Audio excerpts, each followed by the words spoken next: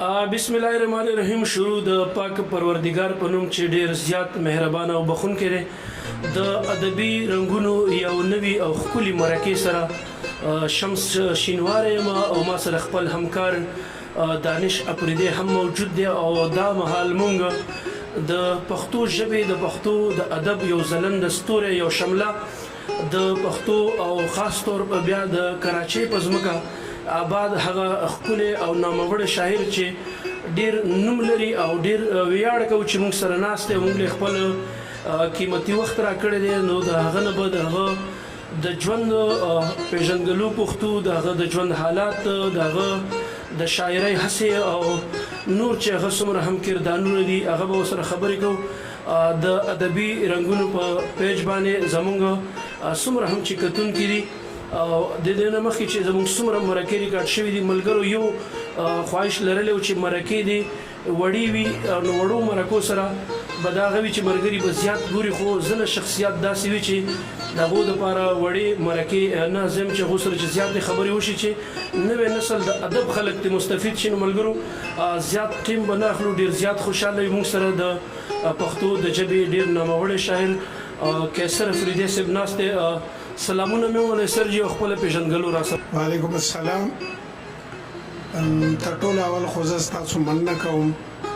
چې تاسو مناسبه وګڼله، بلکې دا ستاسو پیرزوینه ده چې زه د ستاسو د ویور سره معرفي شم، خپل پیژندګلو دې وکړم. نو څنګه چې تاسو وویل زما نوم قیصر افریدی دی او دا زما کلمي نوم دی او دا زما چې کوم د زیږون ځای دی مقام دی هغه بوړه نومیږي چې مخکې د مرجر نه وړاندې دا د افار پېښور نیم قبایلي سیمه وه. اوس د مرجر نه پس دا د حسنخیل سب ډویژن په نوم باندې په نوي شکل کې مخې ته راغلې ده. نو دلته زما زه تقریبا 1962 کې زیږېدلی یم او همدلته مې تر اووم پورې خپل سبق ویلی دی. د اووم پاس کولو نه پس بیا عملا ما سبق جاري ونه ساتلی شو او د هغې چې کوم وجوهات دي هغه اوس په دې تازه ورځو کې زما چې کوم خودنوشت یا ځانلیک چاپ شوی دی په هغې کې ما په تفصیل سره بیان کړي دي.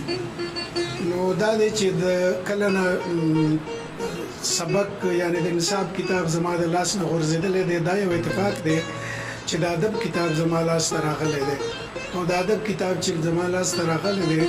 نو دا ادبي سفر چې دی دا په تېرو 40 کالو باندې محیط دی او په دې دومره موده کې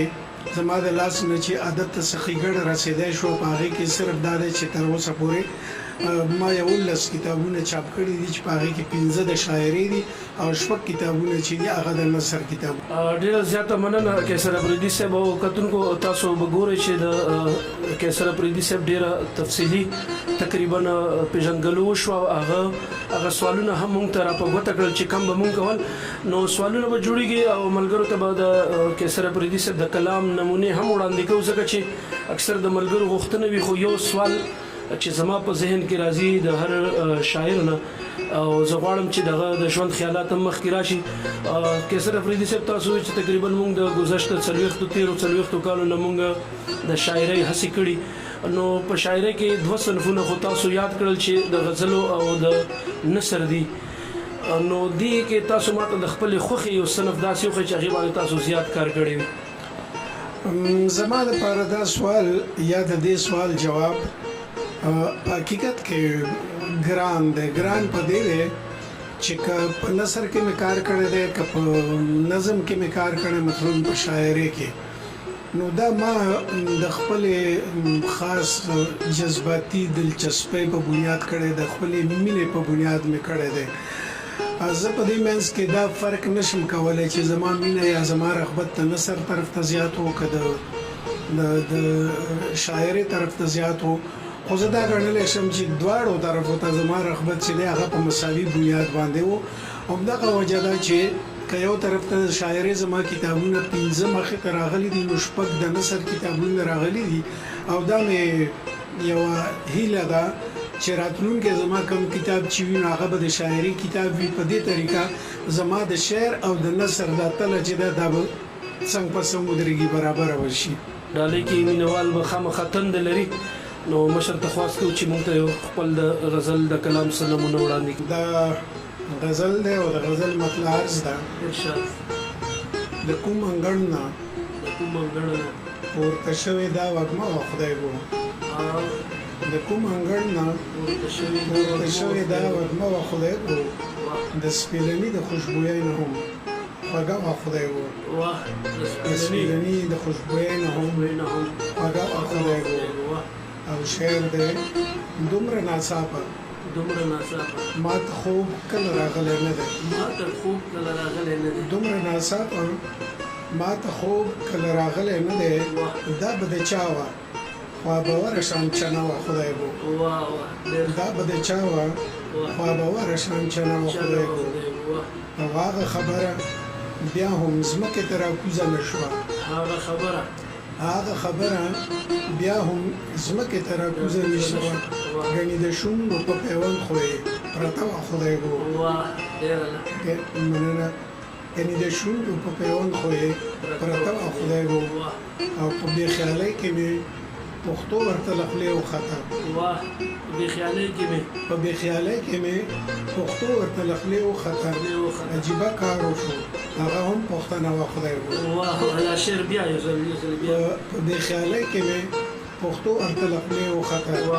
عجیبه کار وشو هغه هم پښتنه وه خدای ګو. او شعر دی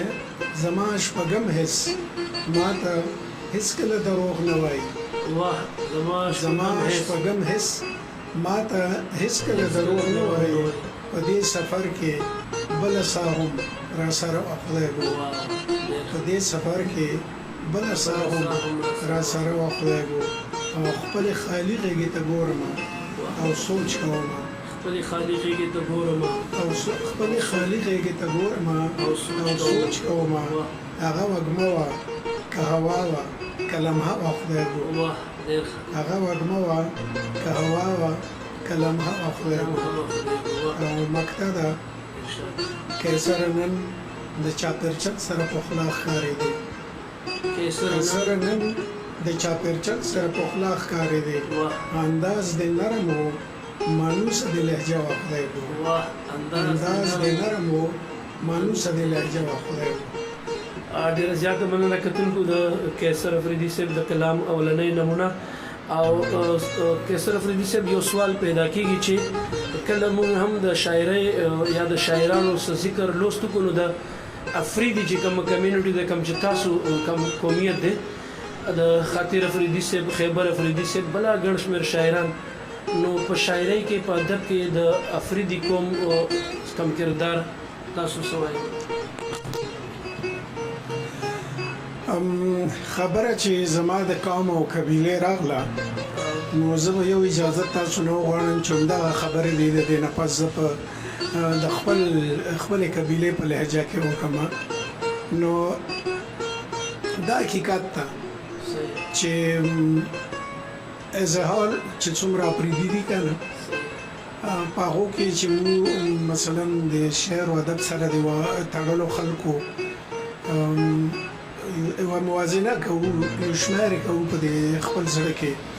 نو موږ داسې نه شو ویلی چې کولې دا میدان یو دم خالي ده او د پښتو ادب په قومي زغل کې د اپرېدو څه برخه نشته ده. برخه یې په حقیقت کې شته ده. دا بېله خبره ده بېله موازنه غواړي او دا ډېر ټایم غواړي چې یاره د نورو قبیلو سره په ټول کې بیا د دو کار او کردار چې ده هغې ته د په کوم نظر وکتلی شي هغه د څومره وګڼلی شي. خو په خپلې قبیلې کې د لکه زه په خاص ډول د خپل کلي د بوړې خبره وکړم نو دا یو ډېر عجیبه صورتحال ده چې دې نه مخکې په بوړې کې د شعر او د ادب سره وابسته کسانو کې یو طاهر افریدی صاحب خدای دې وبخښي اوس په حق رسېدلی ده چې هغه په حواله کې شاعري کوله او بیا یو دم د غم اعلان چې دا هغه د شاعري نه افسانې ته بدل شو او بیا تر اخره پورې د افسانې سره هغه خپل پت او پښتو وپالله او تقریبا چې افسانه او ناول او رپورتاژ او سفرنامې دا دغه ټول کتابونه چې روزه کوو نو تقریبا 100 کتابونه لیکلي دي او یو سړي لپاره دا ډېر غټ کار دی نو دا واحد یو سړی و چې د په ادبي دنیا کې مو د ځان نه مخکې محسوسول او ما ګڼل چې موږ لیکلي دی یو سړی مخکې شته ده نور دا میدان چې و دا خالي و او زه اوس فلحال دا دعا کولی شم چې په دې میدان کې انشاءالله وایي تاسو په اول سره دوام کس به زه وم چې که کله څوک د بوړې نه په پښتو ادب کې د چا د خط یا د قدم نشاندهي کوي نو انشاءالله چې هغه به د ما نه اخلي ډیره زیاته مننه کیسر افریدي صاحب موږ اوله کې دا خبره وکړه چې د پښتو د ادب د پښتو خاورې یو ځلند ستوری یو شمله نو موږ تاسو د حقیقت تاسو د کردار د ادب د لپاره تاسو څومره هڅې دا موږ ته پته وانه موږ ځکه تاسو سره ناست یو زیات خوشاله هم موږ دا خبره وکړه یو بل کلام طرف ته برازو چې ملګرو سره یو بل خوندور کلام شریک شي بیا یو 2 سوالونه چې غواړم چې هغه ملګرو سره تاسو وپوښتئ او یو ښایسته غوندې کلام ملګرو ته ډالۍ شي دا یو کلام د ګران خو به وي خو خیر د څه ګران ساسان دا دی چې هر څوک خلک چې وي هغو ته پکې خپله غذا ورسېږي که نه ما څومره په څومره ګران تصویر جوړ کړی دی او زړه کې مې دننه د جانان تصویر جوړ کړی ګران کار کې خو مزه وي ثاني ارشاد غزل مطلع عرض کوم زه چې تحقیق په زمانه کوم نه یې کوم زه چې تحقیق په زمانه کوم نه یې کوم زه به د چا اندازه کوم نه یې کوم زه به د چا اندازه کوم نه یې کوم او وړاندې له دې چې د دې خلکو رویې وتلم وړاندې له دې چې د دې خلکو رویې وتلم ټول به په کومه پیمانه کوم نه یې کوم ټول به په کومه پیمانه کوم نه یې کوم او زما وینا به سبب د نمایش وګرځي زما وینا به سبب د نمایش وګرځي یو خودنما ته اشاره کوم نه یې کوم یو خودنما ته اشاره کوم نه یې کوم او زړه مې د پل او پل د زړه سره په لاره نه ځي زړه مې د پل او پل د زړه سره په لاره نه ځي بیا له حاصله اراده کوم نه یې کوم بیا له حاصله اراده کوم نه یې کوم او دلته خو هره نتیجه څه اپوټه راخیږي دلته خو هره نتیجه څه اپوټه راخیږي که اپوټه شان اضافه کوم نه یې کوم که اپوټه شان اضافه کوم نه یې کوم او اخري شعر دی کیسره ته یې که بل چاته مخامخ شوم زه کیسره ته یې که بل چاته مخامخ شوم زه نن خو ناجانه تماشا کوم نه یې کوم نن خو ناجانه تماشا کوم نه یې کوم ډېره زیاته مننه د کیسر افریدي صاحب یو بل خوندور کلام او کیسر افریدي صاحب یو سوال زما په ذهن کې اکثر راځي زه چې په کراچۍ کې مشته پښتانه وینم بیا زمونږ د پښتنو تقریبا دغه څلورم نسل د سند په شګمنه ځمکه په دغه خاوره باندې د خپل ثقافت نه ډېر لرې پاتې شو په دغه هڅه کې بیا چې موږ نظر واچو نو چې کله موږ د پښتو ادب سره موږ د پښتو ادب باندې نظر اچو نو که موږ وګورو نو د پښتو املا چې کومه ده یا لیک چې دی زموږ نوی نسل په رومن کې په انګلیش کې خو میسیجونه لیکلی شي خو د پښتو ادب املا نشي لیکلی او په دغه کې چې زما کوم اهم سوال دی اوس که موږ د جدید د باړګلې چې کومه املا جوړه ده هغې ولا موږ ذکر وکړو د زړې املې په نسبت آیا ملګرو ته په دغو کې یا خاص طور ته په نوي نسل کې دې سره مشکلات نه جوړېږي داسې یو خبره به وکړو چې کم خلک خپله ژبه لیکي او خپله ژبه لولي نو د هغې دپاره نه خو په زړې املا کې څه مشکلات وو نه بیا د باړګلۍ په نوې املا کې څه مشکلات وو بنیادی خبره دا ده چې کم خلک خپله ژبه نه لیکي او نه لولي د هغې دپاره بیا مشکلات شته دي او هغه مشکلات په ځای د دې چې موږ په دې باندې تعبیر کړو چې دا املا ګرانه ده هغه اسانه ده یا رومن اسانه ده یا د عربي الفابیټ چې دي دا آسان دي بنیادی مسله دا نه بنیادی مسله د یو شخص خپل ده چې هغه د دې ژبې سره د دې ژبې د املا سره د دې ژبې د انشاء سره دلچسپي نه لري زه په خپل ځاني د لړ کې تاسو ته خې وګړي کیسې کولای شم چې څنګه ما پښتو زده کړې ده ما په سکول کې نه زده کړې په سکول کې ما ته دومره په ځمېداري سره پښتو چا نه ده ښوولې په تدریجي ډول ما د پښتو کتابونه اخیستي دي لوستي مې دي زده کړې مې دا زړه املا مې زده کړې ده بیا چې د نوې املا جریان راغی هغه نوې املا مې زده کړې ده او د خدای په فضل د هر چا نه مې وړاندې زده کړې ده په نن وخت کې هم زه په دې باندې په دې خبره باندې عقیده لرم چې چونکې د املا د ژبې د املا فیصلې چې دي هغه وخت په وخت کېږي د ژوند سره سره بدلونونه واقع کېږي نو دا غو بدلونونو سره سره ژبې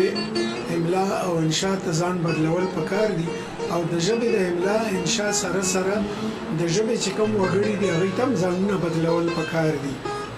موږ سره پښتو اکیډمي او اداره ده په باړګلې کې په هیڅ د ادارې هغه دا فیصله کړې و چې مثلا زموږ املا چې دا غوډه د نوې ژوند د ضرورتونو مطابق وي نو هغه وخت چې هغه کوم فیصله وکړي موږ په ځړه سره هغه فیصله منزور کړي قبول یې وکړي او چې کوم هغه د بيزان پویولې شو په پوی موږ دا مثلا موږ ژبه ته پرې نه خدای املا ته پرې نه خدای چې موږ په دې نه پوي یا دا ګرانه ده یا اسانه ده د تیر ورځو کې بیا یو سیمینار شوی دی دا هغه چې کوم نوې سفارشونه دي هغه رسیدلي نه دي هغه به راورسېږي نو په هغې کې به ګورو چې څه نوی امندمنټ پکې شوی وي هغې به ځان پوهوو او دا زموږ ذمهداري ده چې موږ به پرې ځان پوهوو او بیا که نور څوک به دې باندې نه پوهېدل مګر هغې د دې خبرې شوق لرلو چې هغه به د هر څه باندې پوه شي نو پکار ده چې هغه هم پوه کړو یعنی د باړګلې چې کله فیصله شوې وه هغې ډېر کلونه ووتل په هغو ورځو کې په پېښور کې زه وحدت اخبار کې وم نو پښتون رساله وحدت اخبار لیکوال او داسې ډېر رسالې او اخبارونه وو چې هغې خپل اشاعتونه د نوې املا ته اړولي وو نو ما ورسره خپل ځاني ډېر کومک کړی ډېره مرسته مې کړې ډېره ملګرتیا مې ورسره کړې ځکه چې په هغه وخت کې په دې نوې املا باندې پوهېدونکي خلک لږ وو نو څنګه مې چې په هغه وخت کې دا خپله ذمهداري ګڼلې وه په دې وخت کې هم دا خپله ذمهداري ګڼم چې څوک ما ته راشي د هغه خواهش دا وي چې هغه په املا باندې ځان پوه کړي زه د خپله طرف نه ځان په دې خبره پټ ګڼم چې زه به ورسره مرسته کوم ډېره زیاته مننه کیسر افریدي صاحب یو بل سوال چې زموږ په ذهن کې راځي خو د هغې نه مخکې غواړو چې ملګرو سره یو بل کلام ستاسو شریک شي بیا یې دوه سوالونه دي او اخري به ستاسو یو پیغام وي ځکه چې ډېر زیاتره خاص طور باندې چې نوی کول دی هغه ستاسو ډېره مینه لري غواړي چې هغه هم ستاسو نه څه زده کړه وکړي یو ښایسته غوندې کلام ملګرو ته ډالۍ کړئ دا یو ځل بیا مطلع عرض ده دومره به هم څوک چاته ګران وي لکه ته یې راته دومره به هم څوک چاته ګران وي لکه ته یې راته زه درته ویښ یم ته په سترګو کې ویده یې راته زه درته ویښ یم ته په سترګو کې ویده یې راته او محشر نمایه د وجود چینه مې وچه نه کړې محشر نمایه د وجود چینه مې وچه نه کړې لکه د لمر په کوم ناتار خو په کاته یې راته لکه د لمر په کوم ناتار خو په کاته یې راته او راځه چې نن د دې رشتې څه تعین خو وکړو راځه چې نن د دې رشتې څه تعین خو وکړو که د سینې درزا مې نه یې نو بیا څه یې راته راځه چې نن مننه راځه چې نن د دې رشتې څه تعین خو وکړو که د سینې درزا مې نه یې نو بیا څه یې راته او نن مې په عمر کې د زړه په درشل پښه کېښوده نن مې په عمر کې د زړه په درشل پښه کېښوده نن په دې کور کې د ګمان او د مېلمه یې راته نن په دې کور کې د ګمان او د مېلمه یې راته او زما د شونډو جنبشونو کې څه ښکاري درته او زما د شونډو زما د شونډو جنبشونو کې څه ښکاري درته چې په کیسه کې سراسر لیمه لیمه یې راته چې په کیسه کې سراسر لیمه لیمه یې راته او اخري شعر دی کیسره زه خو په مزاج د آب و ګل پوهېږم واه کیسره زه خو په مزاج کیسره زه خو په مزاج د آب و ګل پوهېږم خیر د ککل راته اور کله اوبه یې راته خیر د ککل راته اور کله اوبه یې راته ډیره زیاته مننه کیسر افریدي صاحب کتونکي تاسو ګوري زما د ډېر مودینه چې کله زه د ادب سره رانږدې شوی یم او زما په زړه کې اکثر یو سوال پیدا کیږي او دغه تجسس دی چې کم هم ملګري شاعرۍ ته راځي نوی نسل کې یا زموږ د زیاتره شاعران چې دي هغه د شاعرۍ په صرف یو صنف باندې کار کوي غزل باندې چې څوک راشي هغه غزل لیکي په شاعرۍ کې کوم نظر واچو ډېر زیات صنفونه دي رباعي ورکه شوه چاربیت نه ښکاري کسان زیاتره شاعران چاربیت نه لیکي داسې نیمکۍ بدلې کیسې دغه حساب کتاب تقریبا زم چې د شاعرۍ په دغه کې په ورکېدو دی نو سوال غواړي چې ملګري څنګه تاسو چې ما په نثر هم ډېر زیات کار کړی یقینا چې شپږ کتابونه د نثر دا ډېر غټ کار دی نو غواړو چې تاسو ملګرو ته دغه پیغام هم ورکړئ چې نوی نسل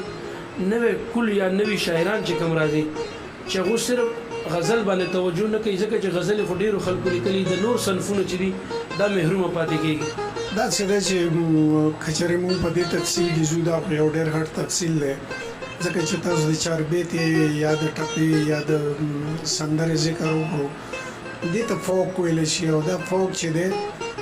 د دې یو خپله دورانیه وه مطلب دا چې دا د ژبې او د کلتور په سینه کې دننه مزل کوي خو یو ځای ته د رسېدو نه پس کله چې د نوي ژوند نوي حالات نوې غوښتنې مخې ته راشي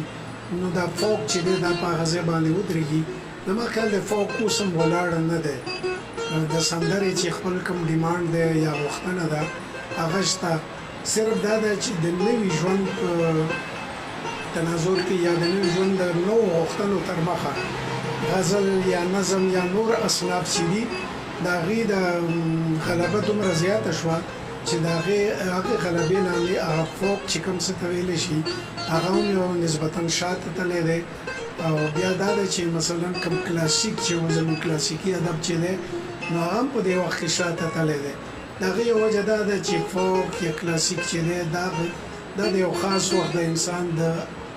هغه د جذباتو احساساتو د ترجماني کولو قوت لرلو په دې جدید دور کې یا بیا په دې مابعد جدید دور کې ځینې داسې غوښتنې دي د انسان هغه جذبات او احساسات چې دي هغه په داسې لارو ګودرو متعین شوي دي چې هغه مثلا د فوک یا کلاسیک داسې څیزونه د هغو جذباتو تسکین نشي کولی د هغې لپاره د ټولو نه اول ضروري خبره خو دا ده چې غزل که څه هم د ډېر وخت نه مثلا د اکبر زمینداوري د وخت نه په پښتو کې رایج دی دا سلونه کاله فاصله جوړېږي خو دا د غزل خپل قوت دی چې هغه د وخت او حالاتو سره سم خپل ځان چې دی هغه بدل کړی دی او په هر وخت کې په هر دور کې که کلاسیک کې وو که په جدید کې وو که په دې مابعد جدید دور کې دی د خلکو هغه د ذوق غوښتنه پوره کوي تسکین ورسوي د دې وجې نه غزل شته دی دا به وي نظمونه آزاد نظمونه نثري نظمونه دا هم په رواج کې راځي مخ په وړاندې د دې سفر هم جاري دی نو داسې ده چې هر دور چې دی هغه خپلې غوښتنې لري او د خپلو غوښتنو تر مخه د هغې غوښتنو تر مخه د شاعرۍ ځینې اصناف اهمیت اختیاروي او ځینې شاته ځي ډېره زیاته مننه کیسر افریدي صاحب ستاسو دومره تفصیلي خبرو دپاره یقینا زموږ د ادبي رنګونو هڅه هم دغه شان ده چې زموږ دغه پیغام د شاعرانو د خولې د ادب دغه خبرې نوي نسل ته ورسي او هغو ته استفاده وکړي دا به زموږ د چې کوم میشن دی د دې به کامیابي وي په اخره کې ستاسو ډېره زیاته مننه تشکر بسیار چې تاسو موږ ته دومره ټیم راکړه غواړو چې خپل یو ښکلی شان پیغام پښتون ولس پښتون کام او د ادب ذوق ملګرو سره شریک مننه یو ځل بیا قبوله ده مننه مو کوم پیغام خو پکار دا دی چې غټ خلک خپل پیغام جاری کړي. زه نه پوهېږم چې زه به دومره غټ سړی وم که به نه وم. بهرحال ستاسو حکم دی، ستاسو امر دی، نو که چېرې هغه په ځای کول غواړم نو زه به خپلو پښتنو ته صرف دومره سپارښتنه وکړم چونکې زه د ژبې سره یعنې د پښتو ژبې سره او د پښتو ادب سره علاقه لرم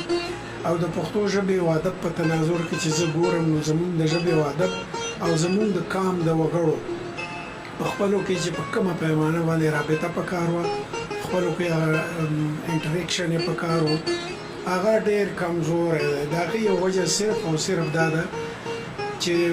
دا ژبه په خپل ځان کې کمزوری نه ده، د دې ژبې ادب چې دی دا په خپل ځان کې کمزوری نه دی. که څه کمزوري دی هغه صرف دا دی چې پښتانه د خپلې ژبې په باره کې د دې خپل هغه رجحان او میلان چې دی هغه کمزوری دی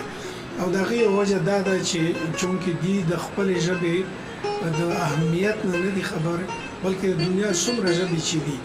د هغې د ټولو نه غټ اهمیت دا دی چې ماشوم ته اوله زده کړه په خپلې ژبې کې ورکولی شي او د هغې وجه دا وي چې دا یو بنیاد وي چې د خپلې ژبې نه د کومو خلکو د زده کړې بنیاد ولګېدو هغې تر اخره پورې که هغه تر ډاکټریټ پورې ځي، که هغه پروفیسر جوړېږي، که لیکچرر جوړېږي، که هغه ډاکټر جوړېږي، د هغې چې بنیاد مضبوط لګېدلی وي د هغې د زده کړې پرمختګ چې دی هغه به هم په پایدارو بنیادونو روان وي. نو دا غواړم چې خپلې ژبې ته خپل ادب ته دې څیزونو ته د توجه وشي. ډیره زیاته مننه ملګرو، دا موږ سره قیصر اپریدي صاحب چې دغه تفصیلي او خوندورې او د علم نه ډکې خبرې تاسو د خپل پروګرام به راټولو چې اول خپله ژبه پس د نورې ژبې بې بنیاده عمارت خو سمون نه که، نو خپلې ژبې خپله پښتو پالئ، ونمانځئ، پښتو وکئ، ځکه چې کم قومونه چې مخکې تلي هغو خپله ژبه پېژندلي. انشاءالله د روانې مرکې پورې تاسو ټولو ملګرو نه اجازت غواړو زمونږ پاڼه ادبي رنګونه ځان سره خوښه کړئ، نورو ملګرو ته یې ورسوئ. د خپل همکار دانش افریدي او ګران میلمه قیصر افریدي سره زه شمس شینوار تاسو نه غواړم اجازت تر بلې مرکې پورې د الله په امان.